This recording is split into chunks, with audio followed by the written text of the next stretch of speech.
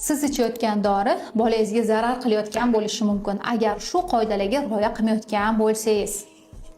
Albatta, dori ichishdan oldin mutaxassisga borish shart va analiz topshirish kerak. Analiz xulosasiga qarab dori yoziladi. O'sha dorilarnigina ichish kerak.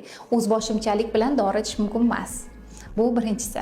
Ikkinchisi, dori yozilgandan keyin ichish qoidalari. Har bir dorini ichish vaqti bo'ladi. O'z vaqtida, belgilangan vaqtda ichish shart. Agar siz uni o'z vaqtida ichmayotgan bo'lsangiz, demak siz uni qondagi konsentratsiyasini o'ynatib tashlayapsiz. Bu ikkinchisi. Uchinchisi, belgilangan vaqt, ya'ni davomiylikda ichish kerak bo'ladi.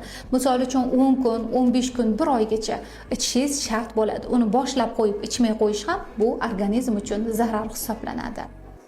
Va albatta dori ichgandan keyin analiz tahlillarini qayta topshirish va bu dori sizga ta'sir qilganligini tekshirib ko'rishingiz kerak bo'ladi. Agar siz shu qoidalarga rioya qilib dori ichayotgan bo'lsangiz, demak siz to'g'ri yo'ldasiz.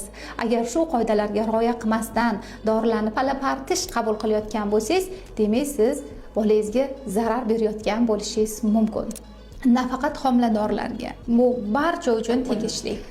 Bu qoidalarga amal qiling va dorini betartib ichayotgan yuborib qo'ying. Va menga obuna bo'lishni unutmang.